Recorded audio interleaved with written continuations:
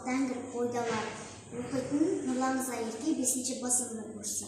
Құлақтан кіріп ойдалар, әсем мен тәтті күй, көңілге түрлі ой салар, әнді сүйсең меншесей.